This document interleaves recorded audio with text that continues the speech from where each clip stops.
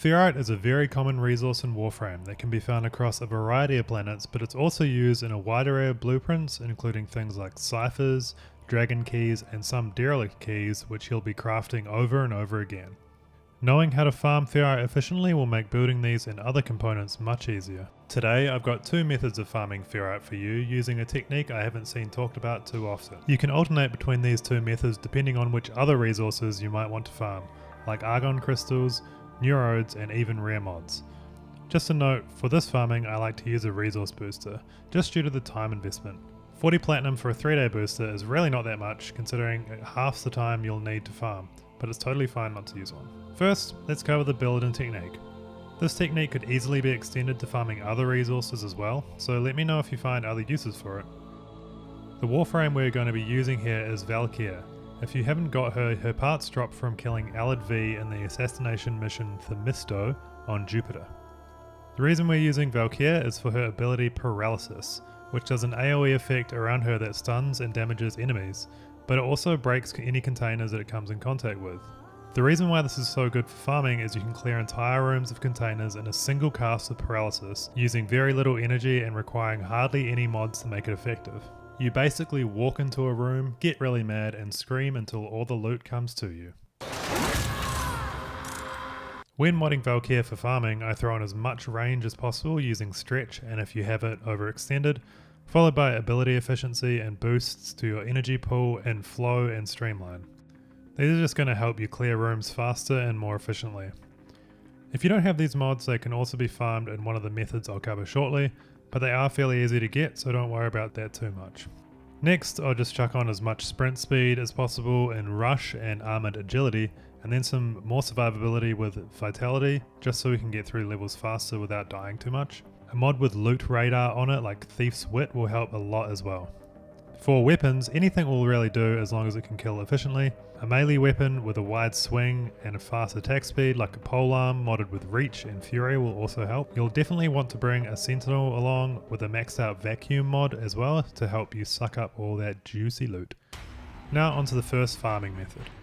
Here we'll be heading up the Void. The best missions to go for here are capture missions like Akko, or if you're a bit lower level, Hepit. I like Akko though, as you can get rarer mods from the special tower containers in vault rooms and certain tiles. If you're just after Ferrite though, Hepit is fine. In my tests, I didn't really see any difference in the amount of Ferrite from containers between the two missions. I have tested other mission types like Exterminate, but killing enemies was far too inefficient with Ferrite drops. It was just much better to bypass everything except the capture target and just focus on breaking containers. The method is very simple. We clear out every room using Paralysis, focusing on large groups of containers and skipping any single containers or like small groups of containers you might come across. Paralysis can even hit containers behind walls, so you don't have to find pressure plates to open up walls, you can just use it in front of the wall and you'll get it open. Basically you want to fly through the level, getting near dense clusters of containers, casting Paralysis and moving on. I like to try and find the vault room as well for a chance at some rare mods, but you can totally skip this if you like. You'll also get a chance at a bunch of Argon Crystals and control modules in this method, but make sure you get the capture target when you come across them as well. Using this method on average, I was able to get around 3,500 to 4,000 Ferrite in 9 to 10 minutes for the mission, depending on how much I skipped. The second method is on Tycho on Lua, so it is a bit high level, especially if you're using Hepit in the first method. This method will yield quite a bit less Ferrite, however you can get a ton of Neurodes here, so it's good to hit both at the same time. Not only that, but this mission will be a lot more hectic than the first method since it's a survival mission, so you'll have a lot more enemies to deal with and you'll have to keep your eye on your life support meter. But again, we run through the map hitting packs of containers with our Paralysis while killing enemies to keep our life support up.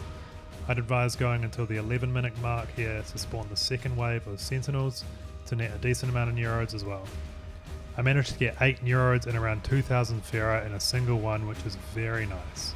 Along with that, the first 2 rotations of this survival tier can drop 400 Endo a pop, so you could come away with 800 Endo on top of that. And that's basically it. I hope this helped you out. Now you can craft as many ciphers as you like and get around having to hack those pesky consoles.